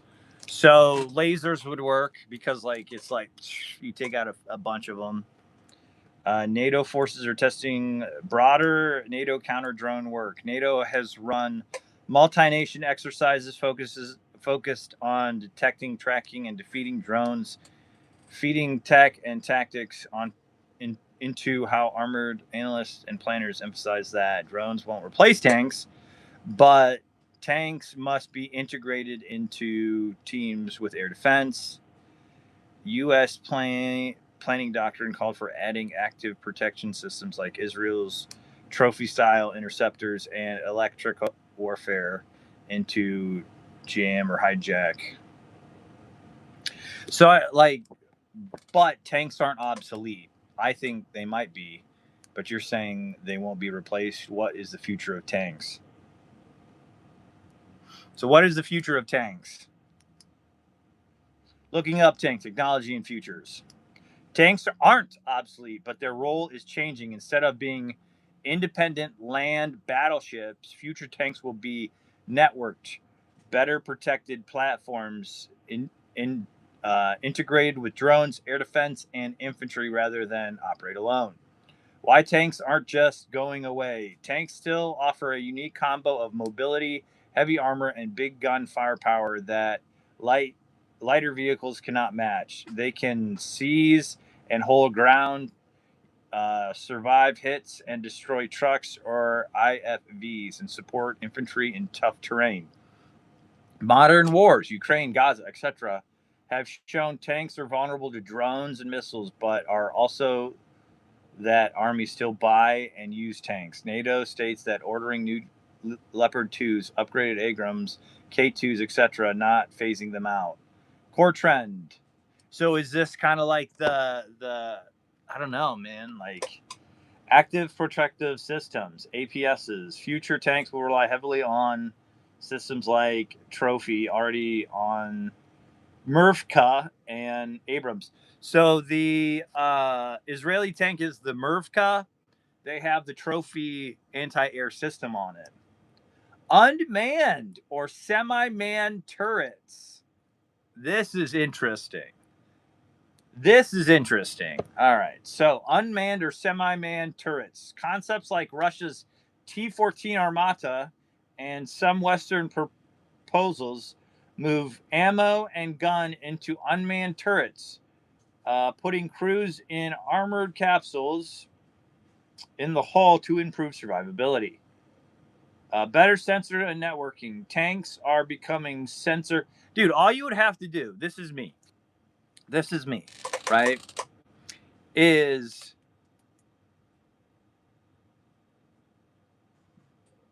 you could get like a guy, you would need like on the top of the tank, just like a robot drone destroyer that just can zoom in and destroy the drone. Because like I can't no matter how hard I try, I would never be able to, you know, if I was like in the zone, I could do it. But like if I was in fear of my life, no, I couldn't. I couldn't catch the drone. I'd be dead. I'd be a dead man. And I don't think the average human can. So like you're gonna have like dude, they have these camera guns. I remember seeing like 10 years ago this guy had a movement camera that he attached a paintball gun to, and bro, he would run across the screen. It shot him up so many times with this paintball gun, right? You just like turn it on, and it's like anything moving, like you would point at the drone, right? Like I'm sure if an object enters into your field with a certain speed, it's a drone, right? And if it's coming from this area, it's a drone. It's not anything else, right? Trajectory, you could calculate trajectory and speed, and then you could pinpoint that this is a drone, right? Or like you could visually confirm it, and then you could just the movement would be caught and it would take it down.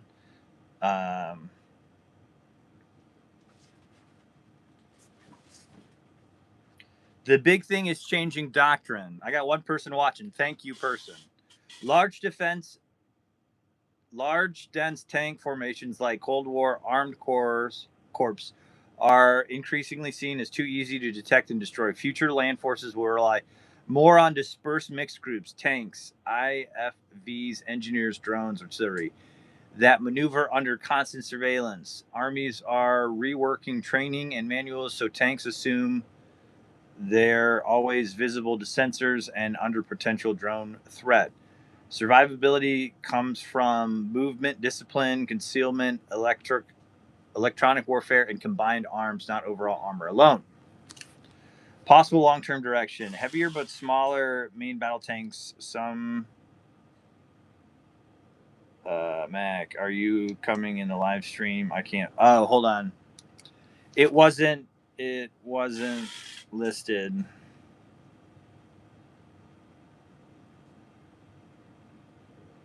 We need to fix.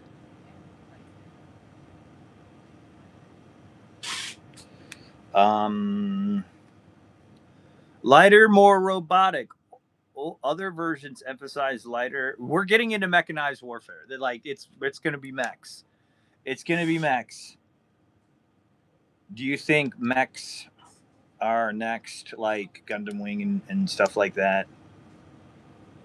Why does it do that? You're such a stupid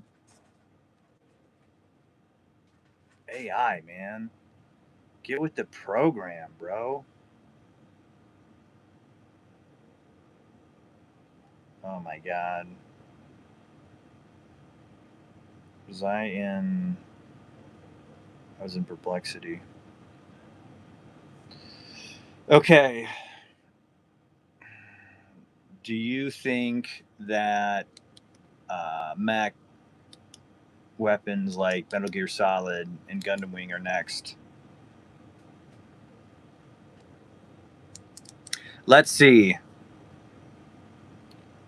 Mech weapons. Metal Gear Solid style walking nukes and Gundam Wing style giant mechs aren't next in any realistic sense. Look at this and tell me I ain't the king of rapping. That's a good one. That's better than I can do. Shut up, AI.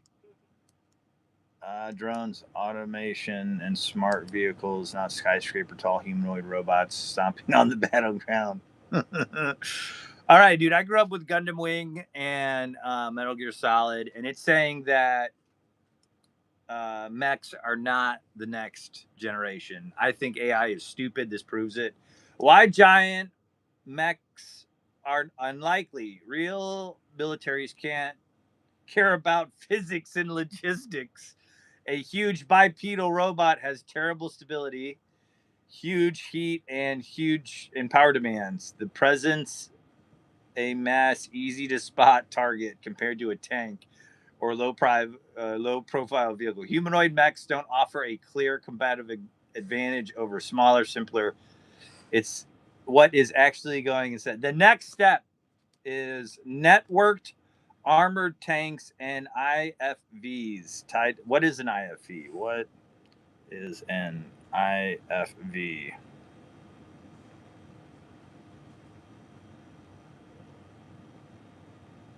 What is an IFV? What is an IFV? Infantry fighting vehicle. Okay. IFVs tied into drone swarms, sensors, and AI assisted targeting, where a vehicle is just one node in a bigger kill chain. Kill chain. That's the name of my rock band. Expect more unmanned ground vehicles, remote controlled turrets, and optional crewed tanks. Think smaller, low profile robots or hybrid vehicles, not human piloted giants in Gundam armor. Gundanium armor. Gundanium was uh, uh, in Gundam Wing. The Gundams were made of Gundanium, which was like a metal that they found in space that was impervious to like anything. How games and anime still matter. Shut up. I don't need that. All right. Expect.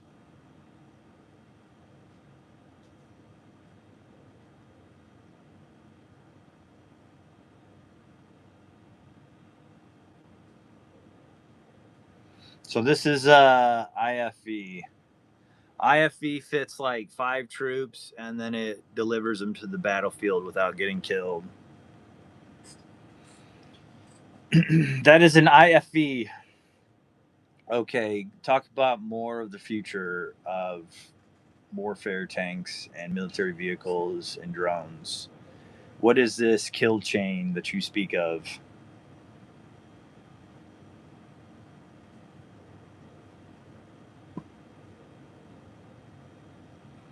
The future of warfare peace is really about networks, tanks, IFVs, drones, artillery, and sensors all linked in a kill chain that finds a target, decides what to hit with, and destroy it fast. What is a kill chain? So a kill chain is the modern blitzkrieg.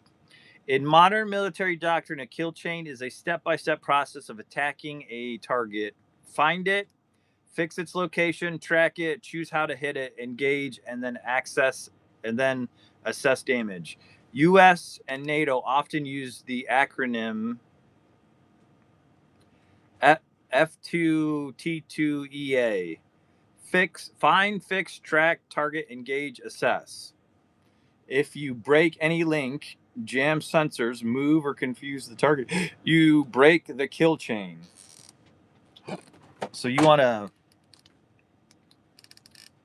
find, fix, track, target, command, engage, assess. Engage and assess. Future of tanks. So kill chain versus kill web. Because a simple chain is easy to break, U.S. doctrine is shifting towards kill web, where many sensors and shooters are cross-linked so multiple paths can lead to strike. That means in the future, your tank is not only the one that in the kill chain, it's a web where different drones, artillery, battery, and aircraft can all be queued onto if the network sees the opportunity. So kill web. So we're going to kill web. So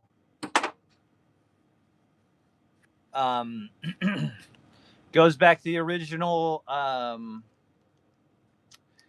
thing that separated the German units from the French units, which was the radio and the autonomy of those German units. Like they could make decisions for themselves. They didn't have to call all the way back to headquarters. May we move 100 meters forward? Right? Yes, you may. And they were just like, hey, we see opportunity, we're going to take it.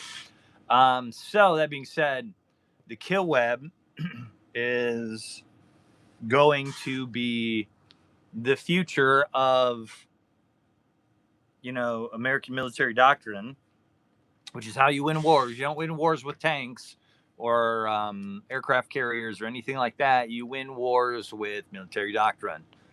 So that being said, this kill web concept is going to be the future of American military doctrine, where it's like a enemy falls into the web, right? And within the web, it's assessed very quickly which instrument is best capable of destroying that enemy within the web network, right? It's the first notch on so whether it's a drone, a tank, even I don't even think an IFV has a main weapon. If it did, it might be that one, right? Like an IFV isn't going to take on a tank, right? So that wouldn't work in the military doctrine. So that being said, that's where I think the concept of the web, because the chain, is a linear idea where it's a chain and a web, right? It's a bit of both. So that's that. I hope everyone had a good weekend. We'll be talking about RCs all week. Tomorrow, RCs. Wednesday, RCs. RCs, because we want you to buy RCs.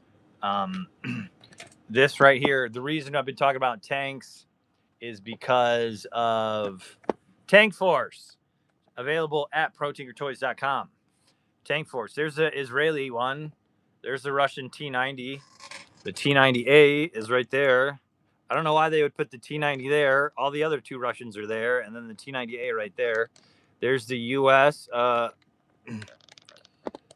They don't have the Panther 3. That's an old one. Panther 4, German Tiger, the Leopard, US M1A2. That's a good one. Those are, I think, those are older tanks, though. I don't know if those are. I think they're in storage. These are older tanks. M1A2. No, this one is the current Abrams, maybe. But this one is in storage. These are, I think, World War II tanks. No longer in service. No longer in service. But like, in order to sell tanks, you have to be a tank guy, right? You have to talk about tanks nonstop. So, and then in order to be an RC individual, you have to talk about RC nonstop. Keep talking about them RCs. So we're moving on to the RCs this week. We're doing a lot of RCs. This is going to be the topic for most of the week, is RCs. And if anyone has any questions, come give me a call. I'm going to get your auctions done later. That way we have... that way I've got them out to you. Some of them aren't done yet, so I didn't have time on Friday. Today's Monday. Oh my God. Everybody's working for the weekend. But yeah, I'll get the auctions out later today. We'll go ahead and do that. So, hold on one second. I need to get something.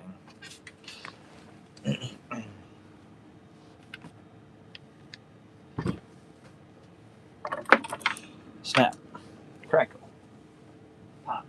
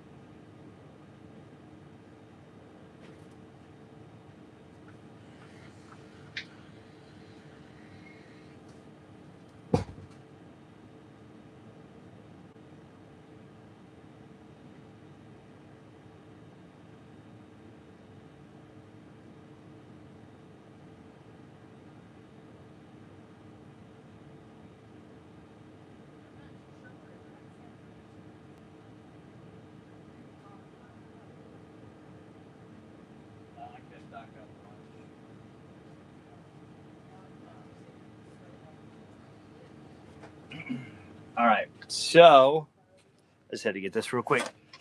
So that is the live stream for today. I've gone a little over. Thank you guys so much for showing. Thank you for participating. One person participated. I have to talk to Ryan about the listing. I don't know if he created it. I'm not sure, but it was unlisted. So that is the live stream for today. Let me know. We will be talking about RCs all week. RCs this week. Okay? So have a good one. Thanks so much. Come again. Bye.